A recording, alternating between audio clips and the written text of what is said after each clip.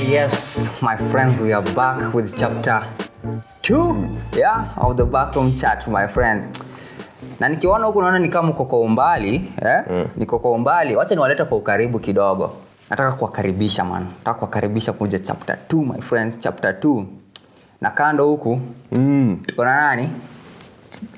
Watu wangu wa nguvu, watu wangu wa power.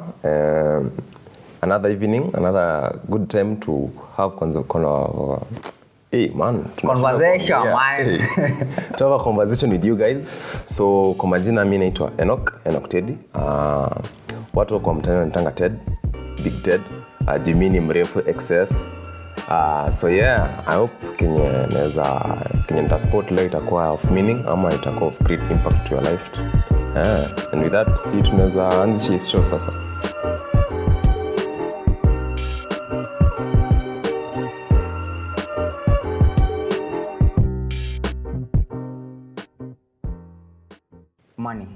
Money.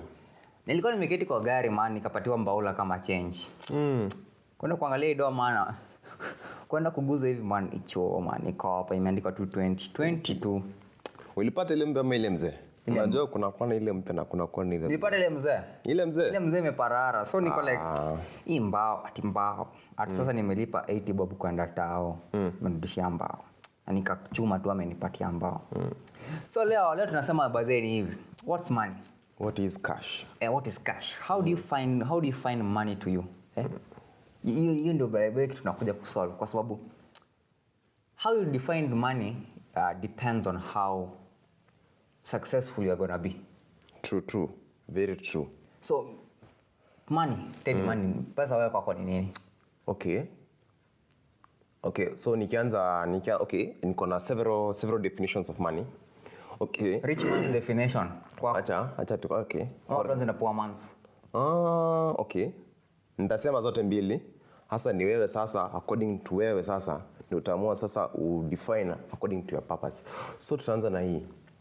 Money is a tool of trade. Yani it's what you use to get a certain service zenye wewe una. The second one ni hivi. Money is a measure of wealth. Like how much you have under your control ama how much you can say that hii ni yangu. Hiyo sasa. Lakini mbona unafaa kutumia definition gani kwanza? First and foremost, okay. Saizi vile mimi niko saizi siwezi sema ati money is a tool of trade saizi of course sina trade. Wacha nikuulize. Kwani wakati unaenda kuhustle huko nje, si money ni tool of trade? Okay. It's a service you are offering. Okay, saizi sina skills. Unajua ukimaliza kampo ndipo sasa uko equipped na skills ili uende sasa like trade your skills zako sasa for cash and then it becomes a tool of trade. Saizi sisi wengine tunaendelea campus. So campus most of the time cash uko nayo kwa mfuko, that's like your whole worth. That is like the measure of wealth you have. That's what is under your control. So the money that you have with you, some of you guys can argue that ukiwa campus mzazi anaweza kupatia pesa, hiyo pesa unaweza more like upeleke invest at forex, bitcoin. Most of the time hizo vitu like zinachoma sana, zinachomekanga. Truth be told, zinaribikanga. Na that's unfortunate, but baseline ni zinaendanga. So hiyo kidogo yenye uko nao tuseme ingiane ama stocks zingiane, vitu zi climb up, like trade back in, uko na pesa, that is now wealth. Hiyo si tool of trade sasa, imekuwa wealth. Any wealth. Tool of trade ni sasa zile you have a skill. Umeelewa? Tuseme wewe ni a professional, when you are in medicine, tuseme for instance you are a nurse. A nurse is when you trade your skill. So tuseme you are the nurse, you help patients get better. So when a patient gets better, he pays the fee, you get paid.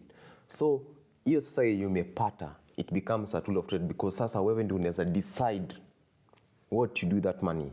So you can decide to, one, uende we spend vile unataka, ama two, you use that cash to get something or a service which you do not have. Most probably ni goods. saa zingine ni service but most probably ni goods juu lazima ukule, lazima uvae, lazima ulipie pale unaishi ama ujenge pale unaishi. So you have to use that money as a tool of trade such that upate service yenye wewe mwenyewe unataka. Aya. Sawa, hiyo ni do. Sasa critical question sasa. Sisi hapa ni conspiracy theory sasa tumeanza sasa. Sasa conspiracy theory sasa wacha tuanze na mbona. Gavana atoanga pesa yake. Usiseme taxman, the taxman hawezi kusesha kuchapa budget fulani yenye sometimes by the vitu gava implement. Okay. Au niambizi vitu zote. Yes. Taxman. Okay, so ukiangalia kwa annual budget ya gava, for instance, gava yetu budget yetu ina spanning to the trillions. Trillions, lakini ukiangalia income. Alafu ukiangalia like hiyo portfolio pale unatoanga pesa, most of it haitokangi kwa tax. Yaani ni kweli. Juu hakuna vile mimi na wewe, yes we pay tax. But hiyo tax yetu haizitosha kurun gava. So hiyo surplus inahitaji ndio gava sasa ikuwe kirun smoothly, lazima loan from wapi? World Bank. It's not actually si World Bank peke yake, but si countries zinaweza more like kuomba loan from each other. Kama saizi I think China kila wakati. Yeah, China. Kuna time tuliendanga France. Lakini watiki kuna quote nilipanda ati why do we run to China every time we need a loan? It's because they are the only ones who can loan us. True. Alafu okay, naweza sema hivi, economy ya China iko like so developed ama iko so large ama robust such that China ikiamua like ku cut products zake, unajua products mingi zenye tunakunga tunazi look down upon as in hii ni made in China, hii ni mbaya. So most of them zinakuwa critical as in tunaweza ziangalia, tunaweza akaanza bado tunazinunua tu mwisho. Yes, because we need them tu kila yeah. Okay, for instance karibu equipment yote tuko nayo hapo hivi, hizi ma holders za kamera zetu, most of them ni made in China, si ndio? Basa. Made in China. Mic made in China. System made in China. Screens made in China. Lights made in China. Hadi hakuna made in Kenya hadi moja. Hakuna hata moja. Oh, it's sad but it's true. Ni ukweli. So iko so robust that wana export kila kitu. Imports wenye na make iko so little such that mostly wana export. So iko export wanapatanga income kutoka pesa, as in pesa inaingia ndani from sale na kuanga mingi. So I think wanakulianga pesa kwa export duty. Hasa kwa export duty hiyo surplus ndio inakuwa so adequate such that country yenye iko developing iki like taka loan wanaweza ipatia loan, in exchange watakuja kuwafunga in an other sort of small agreement ama wanacheza long game ya kuwafunga. Tuliambiwa ndio ile contract ya sijui ni Port ama ni SGR tugeonyesha hatujaonyeshwa. Yes. Ile ilikuwa tu terms. Ile iko contract yenyewe. Unajua kuna contract zingine huwezi onyesha, ziko na time lapse. Utasema this contract can not be disclosed for the next 25 years, next 30 years. Hata radanishangi hivyo. Hizo maendia ufunganga watu my friends. Non-disclosure agreements my friend. Hizo vitu zinakufunga hadi unashangaa kutaendaje round hii. Lakini acha sasa tuongeze kuhusu kitu critical sasa. The thing that fuels us human beings, banks. Okay, Banks make money from thin air. Well, you know ni kweli. Thin air. Ukitaka kuwa mtu tajiri unafaa kujua how to manufacture money from thin air. Well, the moment you know how to manufacture money from thin air, wewe ni rich man. True. Wewe ni yule msee mwenye hakuna mtu anakushow kitu yoyote. Yes. Unasema uko na 1 million kwa account. 1 million uko nayo kwa account ni value stores ziko hapo kwa screen. Know ni kweli. Si cash. Hiyo pesa iko. Acha nikwambie, ukienda kwa bank, tuseme you have 25 million in your bank, 25 million. When ni rich man, your portfolio is deep and wide.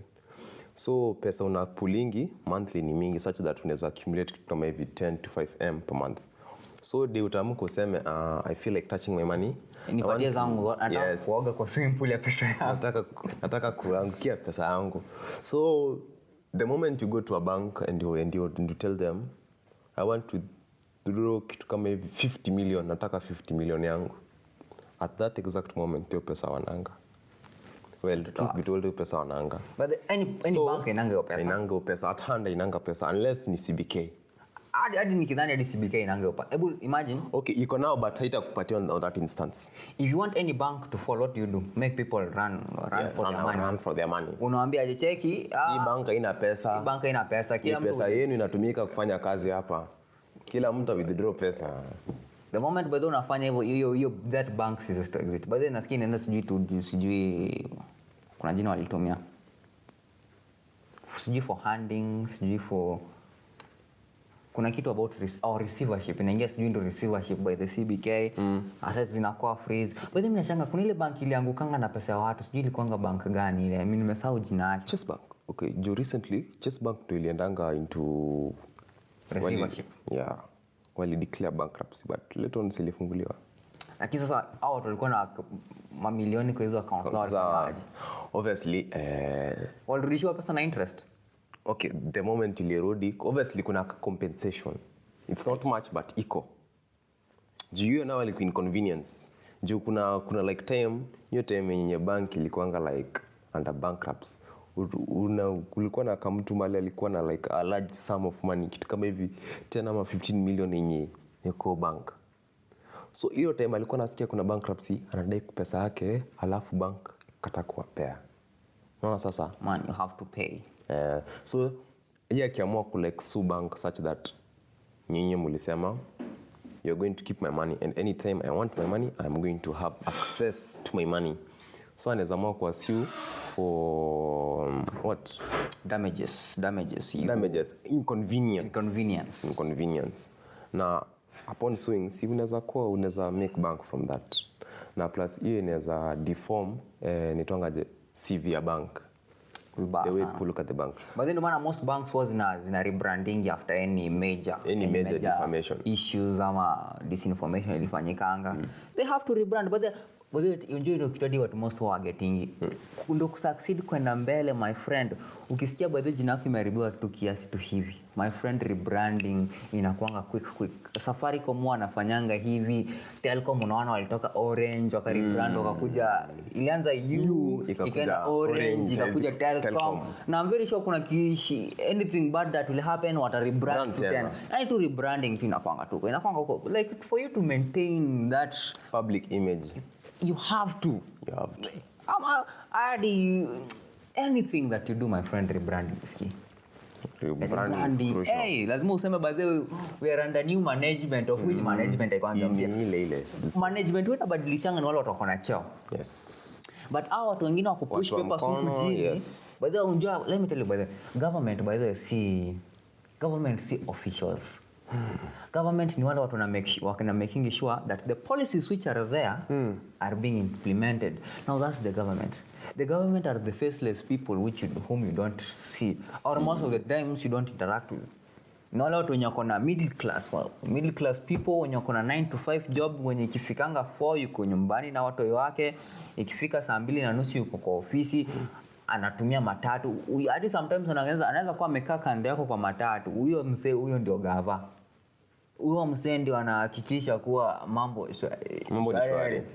Wale watu kuhakikisha kuwa like payments are done on time afucha ama kama payments ukikuwa na delay inasikianga like gava kama sometimes by the as of now nasikia civil servants hawajalipo bado for a few months hawajalipo. So kuna mtu mwenye atahakikisha kuwa mtu akienda kulipwa anaenda kulipwa miezi 4. Yes.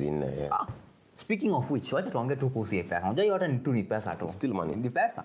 Now, government na banks. If you want to succeed, my friend, those are some things you have to understand. Government and banks. And how these two people coexist. Na vile zina depend on each other. Kuna vitu zinaitwanga by the way bonds. Yes, government issues bonds on infrastructure projects. They issue bonds, but That's another source of income for the government. Bonds.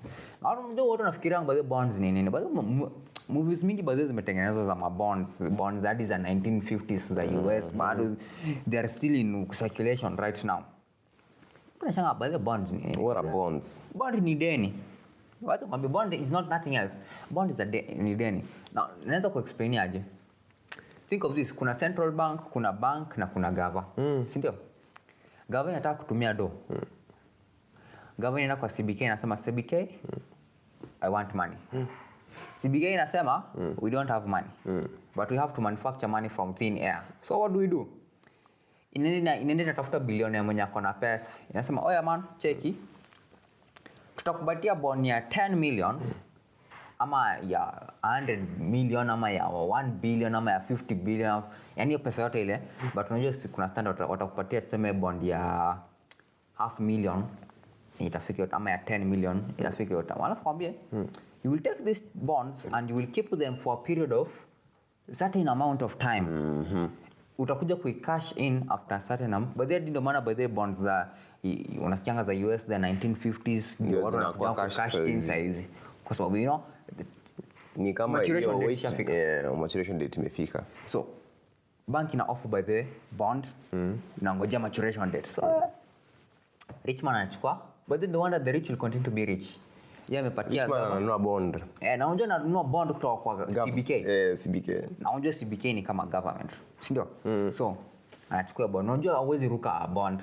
The moment unaruka bond ni kama unaruka by the way currency ya hiyo country. So you always ruka bond. That's the another funny thing. So ukishapatiwa bond mtu anaenda nayo. Now the government simepokea nini? Imepokea pesa. And sometimes they give the bonds to the banks.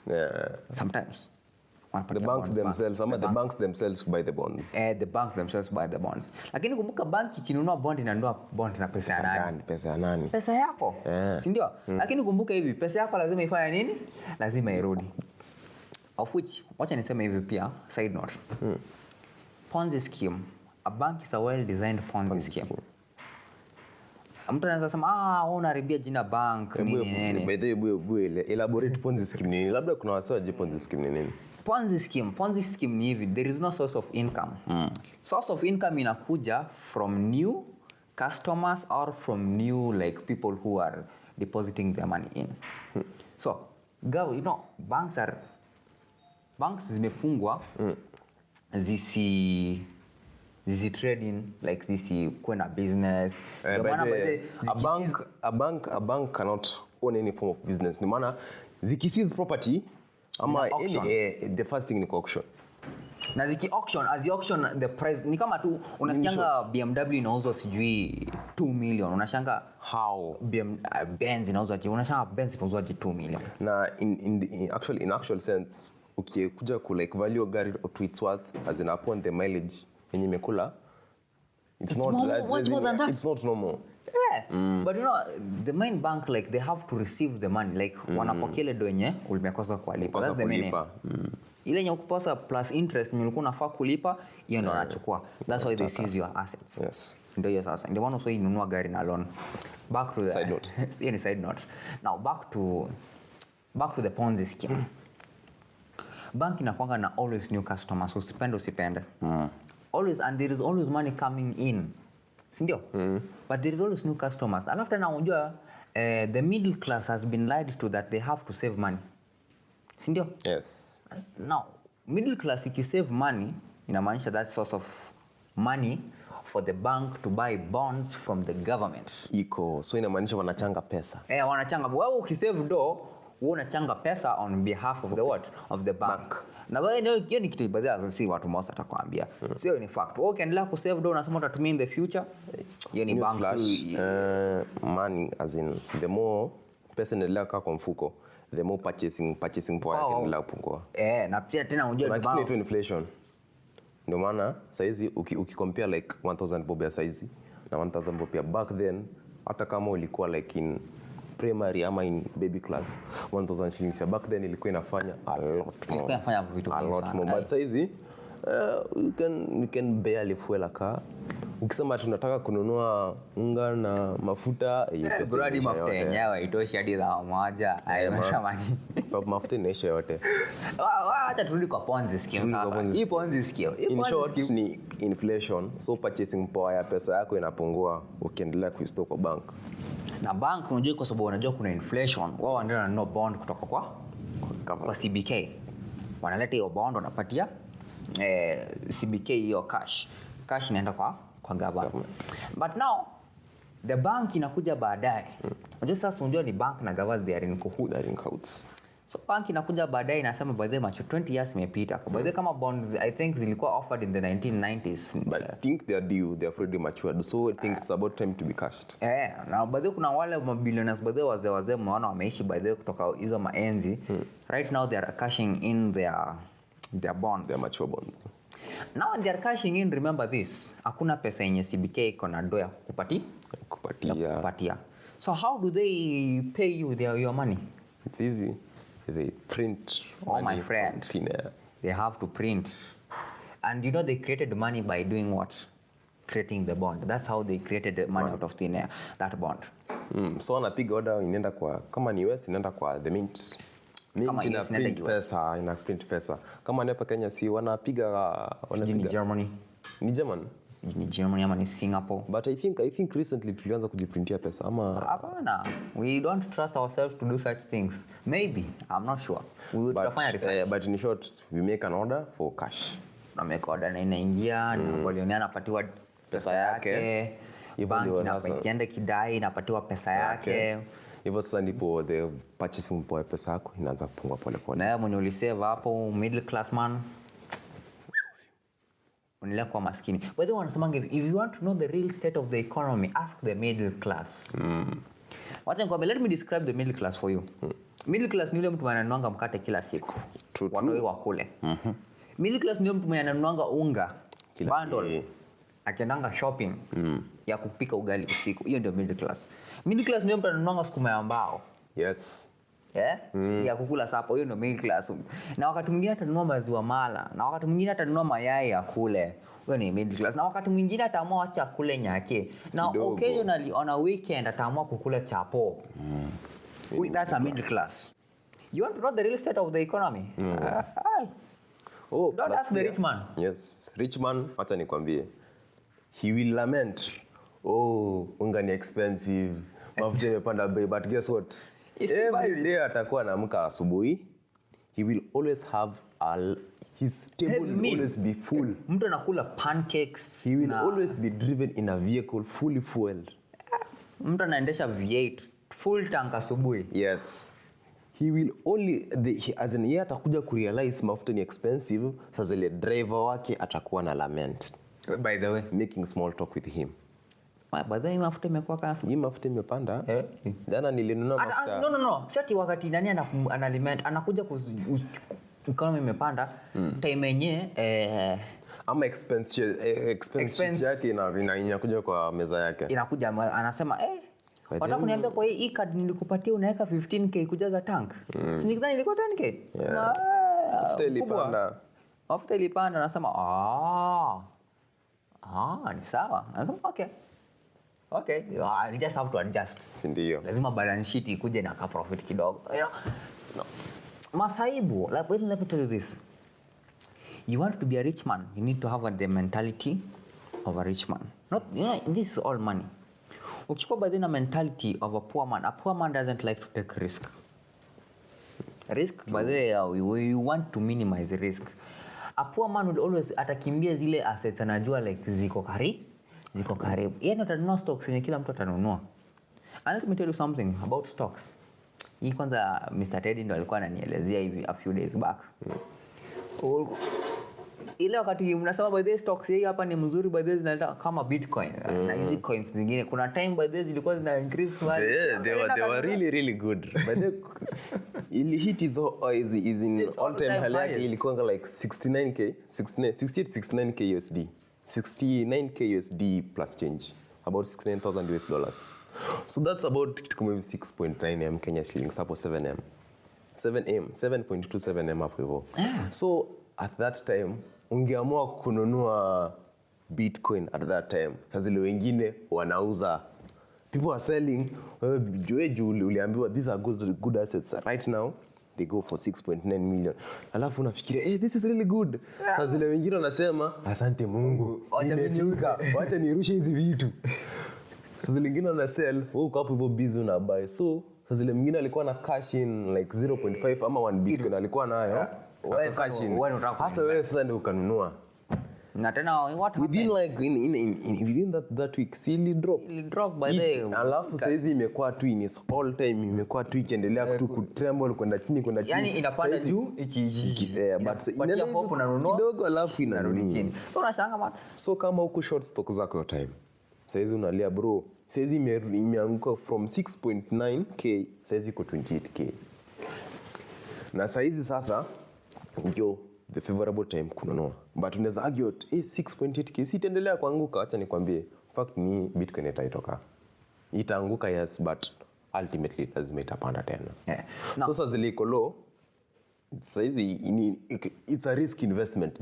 Jua unaweza nunua saizi 28k USD alafu ianguke ikuje 24 useme nime lose 4k tena kesho yanguke irudi 16 useme imeenda yote. So utakufa stress man. Utakufa stress. Hiyo sana ndio inaitwa risk investments. Now the thing is this, rich men do deals behind closed doors. They don't do it in public. Na ndio kitu baadhi ya watu must atawaambia. Rich men do their deals in public. Yani in closed doors. So hiyo kitu ukisikianga baadhi ya rumors. But the rumors, the rich man did his deed a long time ago. A long time. Wewe sasa wewe ndio kashini yake sasa. Rumors zikianza kuspread hivi wewe sasa unakuja kufanya nini? Unakuja kujua baadaye. Wewe ukikuja kununua unataka kudandia. Yeye ndio sasa anafanya nini? Anasema wewe kuja chukua, mimi nataka kufanya nini? Nataka cash out. Why? Amesha spread rumors, wewe umefanya nini? Imepanda. Even when a rich man is buying land. He doesn't buy a small piece of land. Ananunua kubwa. Ananunua maeka na maeka. And when he is buying a large piece of land, it's in cahoots with the government. Unajua unafanya vitu zingine baadaye peke yako. And upon that I can nazagu hivi. Huyo msee ako in sockouts, no okay, not most okay. Saa zingine si ati wako in cahoots directly with the government, but wako in cahoots with somebody associated with a certain ministry of an asset yenye anaenda kununua. So inaweza kuwa ni land, kasi land, inaweza kuwa ni kitu kama hivi vitu na industries, vitu na trade. Unaona sasa. So for instance tuende kwa land. Msee anaweza like pewa inside information ya in the next 5 to 10 years. Tunataka Nairobi government kwenda huko. Yeah, not most probably Nairobi, but ndo nakwambia in the next 5 to 10 years government imechora plan. We want a new road. Hii road itakuwa na stretch hii place na hii place. Hiyo road ikistretch your place obviously kuna amenities lenye lazima zitafuata barabara pale inaenda.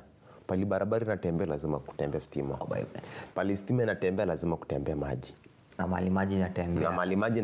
Unajua si wala lazima ifuate. Alafu unajua si wala inaanza kushakuwa na stiwana. Si wala ikikuja sio hiyo place iko now favorable for inhabitation. But so mseki like jua the next 5 years this place tenda kudevelop. So mtu anamwambia wewe janjaruka, but this information is not for free. Nataka hata wewe ndio unishikie kitu kidogo. So anaenda huko na buy a very big piece of land, so called ranch. Ndio ranch kubwa. So in that ranch anaishika sasa. So anaweza ishika hata for 15 years alafu past your development time. So barabara itapita, stima ikuje. Stima ikikuja, hiyo place itakuwa favorable. So kitu ya kwanza anafanya na partition land yake. Ana break. Zinakuwa sema plot. Unakuja kununua baadaye. Sasa ule msemenya kwa government anamsaidia kutafutia hizo plots ndogo title deed. Nimeona nasikianga ati selling title deed upon buying. Wanakupatia title deed hapo vile ushanunua. Inamaanisha wako na mtu uko ndani ya gava mwenye anasaidia ku process hizo vitu haraka. So when after that happens, si asha partition land yake sasa kinyembaki ni kuuza. So kuuza anafanya nini? Ana like unda real estate farm yake ama already ako na real estate farm. Kama iko ana like patia like a real estate farm contract yako. So within like bunch of like kama hivi like 2 to 3 years land zimeenda. Barabara imepita hapo, hiyo place imedevelop, profit ameflip hapo hivyo nyingine massive. Alafu kitu kingine hata kula pesa peke yake, hata kula na wase kadhaa. Ndio hiyo. Deals are made behind closed doors. So kama huyu mtu mwenye ako gava angempatia inside information yenye land ina as in yenye government hakuja kudevelop mali. So mseto angeamua niko na pesa nataka kununua land. Sasa angenunua tu land pale popote. Alafu like akwe nasema yes please land pita hapo land. Sinaona hiyo sasa. Hiyo ni kukua fala na rich people kwa kwanza they are all smart. Wote lazima wakue wanajua mtu. Wanasema you put your money where you put your money where your food is, you put your food where your money is, you put your mouth where your food is. No. Put your money where your mouth is. Put your money where your mouth is. Now, tukimalizia hii kitu. Usikuwe mjinga. Pesa ikujangi mara moja. Wacha tuseme tu hiki tu. Ni kweli. Open. Vile uko by the uko young, umerelax, sisi watu wales tunakuanga wapuzi wakati mwingine. Mtu unaketi ukichatu siku mzima, unalala saa 6 usiku, unaamka saa 4 the following day. Alafu saa 4 hata uko productive. Na hiyo saa 4 uko productive, unaamka tu kama yani unafufuka, yani unaanza kukua active saa 6 wakati unakula lunch. Na hiyo lunch unakula unaunganisha breakfast na lunch, alafu ndio unaamua kufanya kazi. Let me tell you my friend, hakuna mahali utaenda. Ni mindset. Tukwambie, mindset.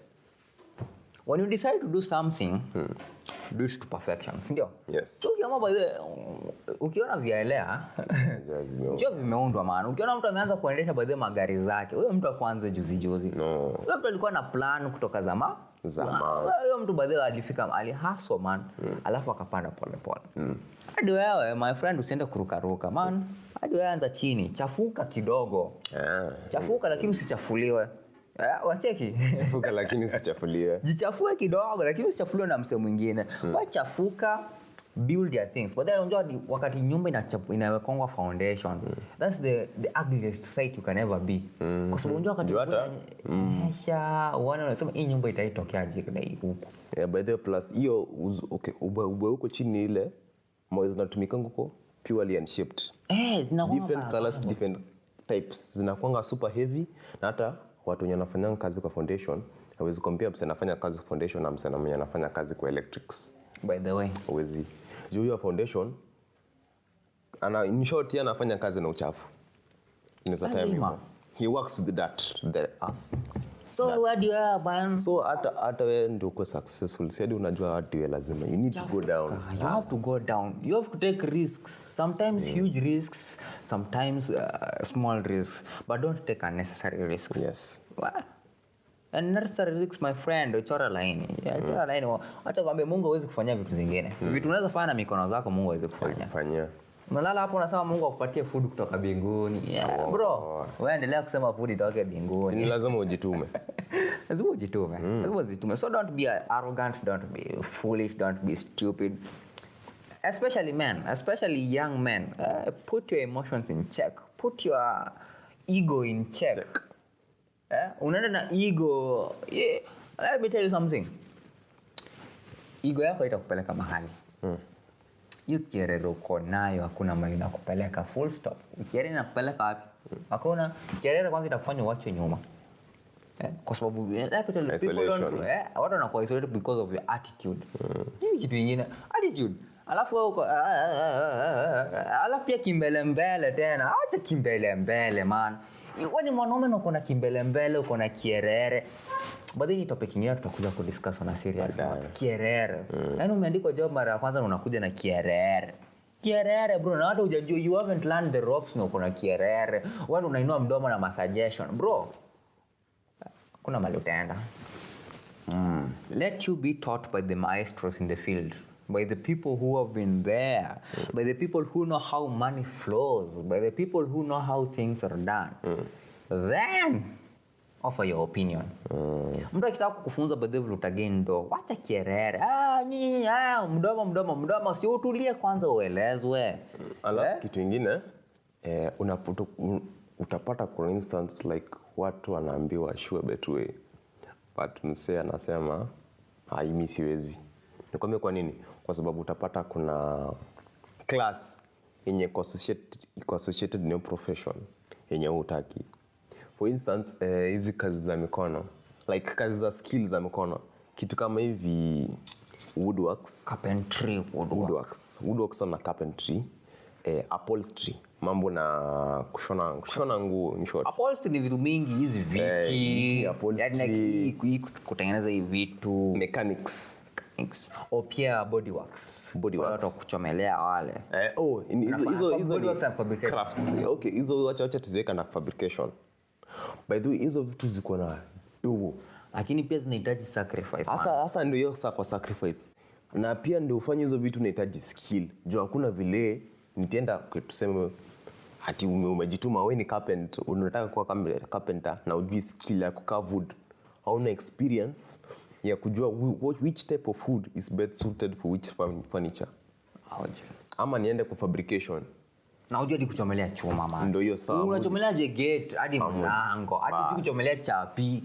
Ndio hiyo sasa. Alafu unakuja hapa na kierere. My friend. Ama unataka mimi nikupelekee gari yangu na wewe hauko certified, as in unajua ndio business yako take off, you need street cred. Ule mse mwenye nasema gari yako imeharibika, pelekea nani na nani najua hata kuna siku yangu ilikuwa na leave akaenda akafanya hii akaiunda kama vitu unahitaji, si ndio hiyo? Na ndio upate street cred cha kwanza ni lazima ukuwe na skill, ama lazima ukuwe na work under mtu mwenye ako na skill. So ndio hiyo sasa, skill na lazima ukuwe nayo. Na maana mimi na emphasize hivi hii time, like mimi nasemanga kitu cha kwanza, okay, it's very important. Okay, ndio maana mimi nimeset vile huu mseme angalia like time yangu, aliona like kuna time imefika 6 but watch yangu inasema 0015. Ilikuwa 6:15 but watch yangu inasema 0015. So in this world actually ukianza kufikiria ati siku inaanzanga 12 yes, ati 12 midnight 12, hiyo inamaanisha actually you have already wasted 6 hours of your day. Ndio maana naanzanga nekanga hata simu yangu na watch yangu, actually sina watch but simu yangu nimeset 00 iko inaanza 6 pm ya jioni. 6 pm ya jioni, hiyo ndio 6. Ndio maana hata unasikianga hata vile kwa Kiswahili unasemanga ikifikanga like 6 ni saa 12. Yes. Ikifikanga 7 ni saa 1.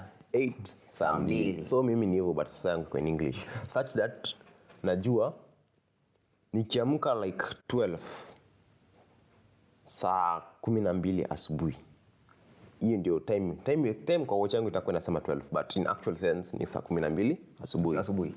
Hiyo nitakuwa na perspective ya nimewaste 12 hours my day, mbakisha 12 hours. I need to be fully productive in these 12 hours remaining. So kama for instance watch yangu imesetiwa ati inaanza siku yangu inaanza midnight, so nikiamka nitakuwa naona saa ngapi? Hii ni 6, niko na hadi 24 juu time yangu 24 clock system. Nitakuwa nafikiria I have 18 more hours, acha nilale nifike hivi kitu kama hivi saa 4 ama saa 5 ndipo niamke nianze kufanya productivity, but by then you have already wasted daylight. Juu nini? Daylight inaanzanga 6 inaisha 6. Deals zote za maana zinafanyikanga in daylight. Deals zote zile legit, acha ni refresh. All the legit deals zinafanyikanga in broad daylight. Na sasa kama wewe unataka kukule mse mwenye uko na street cred, you need to be doing legit stuff daylight. Yep. Na ndio ufanye hizo legit stuff lazima zikuwe in daylight within the working periods enye watu wanajua nani. Sasa okay, for you to be able to do that work unahitaji kuwa na skill. Hiyo skill kitu kwanza lazima uikuze. Okay, wacha ni stray kiasi. Kwa hii kwa Japanese culture, actually I love that culture so much. Iko very disciplined. for you to be a qualified craftsman, you need like 1,000 hours of work under your belt. For you to be experienced enough such that mzazi ya pass button kwa mkidi. Kwa mtoto. Kwa iko hivi, tuseme kama babangu alikuanga mtu wa medicine. Automatically mimi ni mtu wa medicine. Mtoto wangu atakuwa mtu wa medicine. Kwanda yote ni hivyo, yote ni madaktari hadi mwisho. Ni hivyo. Kama baba yangu alikuwa mechanic, hivyo hadi mwisho. Kama babangu alikuwa mwalimu, ni hivyo hadi mwisho. Walimu wote. So for the grandfather to pass a baton, tuseme grandfather alikuwa na shop, alikuwa na tuseme noodle shop. For him to be able like to give like kupatia son some management, this is yours, continue with the family legacy. 1,000 hours, my friend. Inamaanisha from the time that ulikuwa na sense kwa akili yako, that means umejua kuhesabu, you can distinguish good from bad. Ulikuanga like unachukuliwa unakaa na babako anakuambia hivi ndivyo vitu unafanya. Plantation. Yes. So unakaa na babako, unaona vile babako ana deal na customers, vile babako ana deal na books of business, vile babako ana deal na suppliers, vile babako ana deal na shida zote. Such that vile amekuwa na wewe, by the time umefika kitu kama hivi 25 to 30 years, babako ako sure tumekuwa na wewe for kitu kama hivi within working hours for 12 hours, but 12 hours ni overkill. Karibu 6 hours every single day averagely. So within those 6 hours niko sure like tukianza kuzihesabu ziko northwards 1,000 hours. So hivyo inamaanisha ameequip mkidi wake fully kuendelea na business, na tu mkidi wake ataona failures za babake, ataona faults za babake, na from that ataweza like improve. Yes. Umeona sasa ndio sasa umuhimu wa ku develop skill yako. But then that's bringing me to this point. Sometimes what tunanga by the rich people do this na sometimes what tunakashifu. Rich people like wanapendanga familia yao wakifanya kitu yenye wao wamefanya. Ni kama ni blueprint. It's a perfected formula. Sindio? Yani perfected formula. Alafu wewe na kierere yako ati we are in the new age, mimi nafanya kitu napenda. Hakuna kitu kama passion. Passion ni matunda. Passion ni matunda bro. Mambo ya passion peleka kwingine. You can have passion in anything that you want to do. Bora set your mind to it. Lakini ile blueprint ya mzazi, my friend, ifuate. But and I would like to implement that in the future, in the near future. I would like to implement that blueprint. Like perfect this.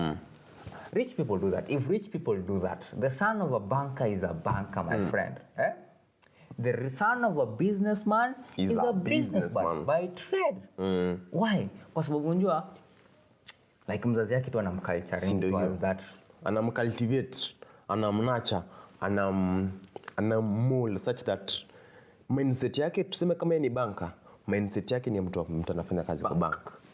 Kila kitu anafikiria kama yeye ni businessman, anafikiria everything from a business perspective. Hadi kinanga shule ni hiyo straight. Ndio maana unarudi tu uko kwa family business. Unaenda shule usome urudi family business. So ende kwingine. Yes. So on that point ndio maana nasemanga hivi, mtoto wa rich kid anaweza kosa kuwa mwerevu.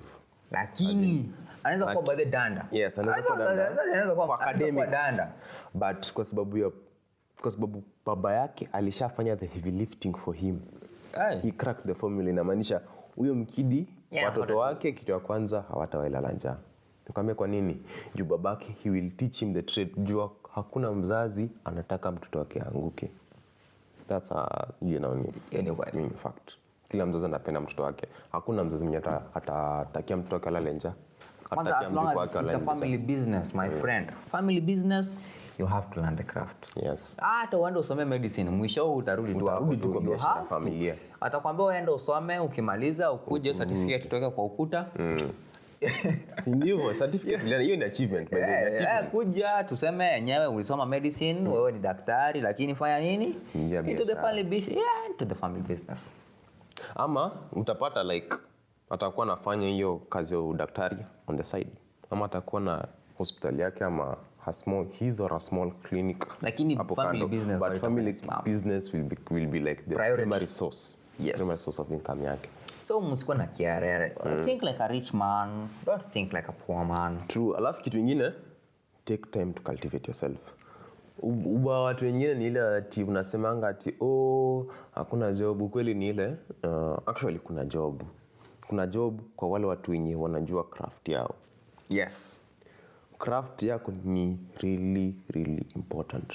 So saizi kwa hii time nyingi uko nao una spend, just chukua hata like kama nilicheckingi mahali out of hii time uko nayo like free time yako, kama like watu wana break ni kwenda holiday, wengine wana break kwenda saizi watu wame break kwenda long holiday. Okay, kama kuna wala senyo na trisem pole. So unasona break ni kwenda long holiday, wengine watenda like attachment, ndio kuna wale wenye wako due to attachment. Your attachment like ichukulie seriously such that hiyo ndio time unaanza kujicultivate pole. Hiyo hapo sasa ni unaanza kuchanga experience. Ni kuchanga experience unaanza kuearn. Kwa wale wenye wako free, chukua hiyo time like kujua watu kwa field yako.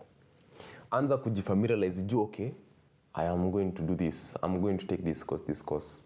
Labda ni course ya accounting. Anza sasa like jiulize accounting ni nini. Tafuta watu wenye wako actually wenye wako hiyo field yenyewe, waulize what do you actually do. Na kama like you are so good friends with them, unaweza like muuliza like akupeleke kwa workplace yake, so that uone first hand what he does, how he does it. But you can only do that if but unaweza fanya hivyo peke yako. Kitu ya kwanza ndio hiyo sasa, lazima ukue discipline, uko na ile internal discipline muhimu man. For that mimi naweza sema tu just cultivate yourself. Self improvement is really really important. Ama usifesema hivi, fikiria hivi, think that you are making a blueprint for your children. Yes. Full stop. Ukifikiria unatengeneza blueprint watoto wakuja kutumia, utakuwa like so motivated such that unajua if I make it using this part, unajua hata mimi sasa that's how I will have fed all my generations to come. Yes. And my friend, always want to be at the apex. Yeah. Apex. Hata kwambie kwa hii Kenya yetu, by the are apex. There's an apex bank. There is an apex. Kuna mtu mwenye uko at the tip of everything. Kuna apex service provider kwa simu. Kwa simu huyu tunajua ni Safaricom.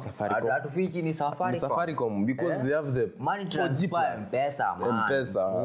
That's no brainer. Kuna wale apex. So ndio hiyo sasa, it's up to you sasa ustrive, ndio hiyo sasa ujicultivate hadi such that kwa mtu akisema nataka I want like someone to do for me like architecture. I want someone to do for me a good house. Mtu ana kitu ya kwanza na click kwa mind, I went to this and this farm, there was this young man, he was very very very good, very very polite, good man, alafu alikuwa very patient with me, akasikiza idea zangu, alafu akanionyesha zake, tena tukacombine tukaunda nyumba fulani smart, enda muongee naye.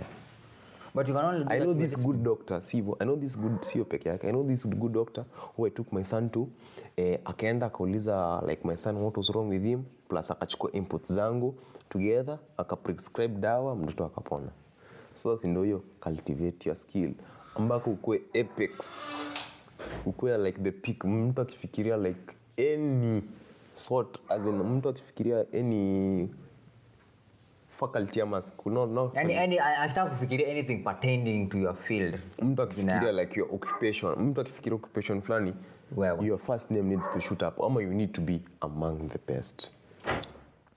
But you can only do that, my friend, if you discipline yourself. Na ukiamua kuchafuka saizi, usipochafuka saizi 10 years down the line bado tutakuwa utachapa hizi story, utakuwa tuna complain with the same stories, same complaints, same a lot of nonsense. Na by the way, ukirealize hivi, ukianza ati complain ati expensive, food is expensive, complain, ukianza kutengeneza excuses. Hizo si complaints, hizo excuses. If you start making excuses, ati siwezi fanya hii kwa sababu ya hii, siwezi fanya hii kwa sababu ya hii, kwa maana utaenda. Alafu okay, Fun fact ni ile time zote fuel has always been at its all time high. But always ukiamua tu keti chini like uanze kuifikiria critically, products have always been at their all time highest. Hata useme ati kuna time mahindi ilishuka chini. Ilishuka chini bro. Angalia sasa ulikuwa unalipa 100, ulikuwa unalipa 80 bob before. Ni vile tu ulizoea tu kulipa 80 bob sana hadi wakati ikafika 100 kwa uchungu sana. Hizi ndio vile imeruka exponentially such that in hard budget yako kwa places zingine. Yes. Ndio hizo ni kweli, products will always be at their all time high. So don't worry about these things. Don't worry. But this situation yoyote nyuko nayo tu saizi. Situation tu yoyote. Hadi mali umefika. Let me tell you, hata kama hujafika at the peak, strive to reach at the peak. Strive to be the best. Na kama bado uko unatengeneza blueprint yako na watoto wako, anza kutengeneza blueprint yako na watoto wako. Start thinking about that. Si wewe peke yako, ni wewe na watoto wako na watu wa kwenu. Kwa sababu hadi vile dunia inaelekea, wanasema ati, but let me tell you this. There is equal opportunity. Hakuna mtu amekataa hiyo. Hakuna mtu amekataliliwa. Equal opportunity, my friend, there is equal opportunity. We make hundreds and hundreds of applications every day. The difference is that outcome ni user ni independent. Outcome will never be equal. True that. The outcome is always biased. Hiyo ni quote nimewapatia, hadi mnaweza ni quote, lakini sio mimi nilisema. I'm not the original writer of that quote. So, yes. Equal opportunity, sawa. But remember this, you have not been guaranteed the outcome. Sawa. Hadi wakati una make application. Wewe make application unasema mimi nili graduate first class. Nimesomea hii. Ulisomea hiyo. Lakini kuna mwingine kuna mtu anko yake anafanya kazi kwa hiyo institute. Hiyo institute. Na atakuwa amepata pass na atapewa job usipewe. That's the truth. That's the truth of it. Yani it was just a formality. It was just a formality. Huyo ni mtu wa kwao. Na wacha nikwambie, people take care of their own. That's a no-brainer. That's a no-brainer. No-brainer. People will always take care of their own. Full stop. And if they can't take care of their own, they will take care of people who will come to take care of their own in the future. So wewe ni kama ni deni wanaweka. Ni deni wanaweka. It's a favor. It's a bargaining chip. And if you can't, but that's another thing which young people don't understand. Hii dunia tunaishi na favors. Kama unaona self image, ndio image ile yenye tuliongeleanga before. Public image is really important for you to gain favor before men. So brand yourself brand yourself. Ukienda interview my friend Nyonga Tai hadi juu. Wewe nimenyonga Tai hadi saizi hadi call iko on point my friend. Wacheki. Anitedia jacha yake yanguke. Shati white. Nive nimeketi kwa kiti nimeantaka kidogo. Mimi sijantaka. Valianga belt ukienda interview. Hiyo ndio mimi very important. Valianga belt. Piga everything full. Hata valia tu koti. Nitongaje first impressions are everything. First impressions are everything. Unaenda unavaa hapo casual, ati mimi ni IT guy atuvangi suit. No. Vangi suit. Kuna mtu utavalia suti. Bro, mimi nitakuja nimenyonga suit tie hadi juu. Unaniambia nini? Na mtu utamwangalia. Yes, na mtu utamwangalia akuangalie. Na kutakuwa na like a slight possibility that skill yako itakuwa juu kuliko yake. But yeye atachukuliwa juu he looks better. Na looks at everything. So wewe sawa. Hii kitu yenye mzazi wako anakuambia, by the kitu yenye mzazi wako anakuambianga watu watakuona aje. Alafu unasema mimi sijali vile watu wanakuona. Sawa. Hiyo ni kaburi unajizika mwenyewe. Yes. Always value the way people view you. Juu that can determine vile mtu anakusalimia. How you are perceived. Vile mtu anakusalimia na vile mtu anakuona. Kuna mtu anaweza kuapproach wewe akusalimie handshake. Hiyo ni respect. Na kuna mtu anaweza kuapproach wewe akwambie wewe ni aje. Na kuna mtu anaweza kufanyia wewe ni aje. Ndio hiyo sasa. Obviously instinct yake itakuwa hivi. respect. Na baada ukienda kuvaa suti pia hata watoa shenanigans. Ukiamua kuenda official kwa official man. Kwa official man. Unavaa suti natafuta inasemanga play the part. Play the part. Play the part. Ukivalia suti play the part. Fake it till you make it, lakini usidanganye. And that is it my friends. Hakuna kitu kingine. Hakuna kitu kingine. Juu sisi hii mambo tumemaliza.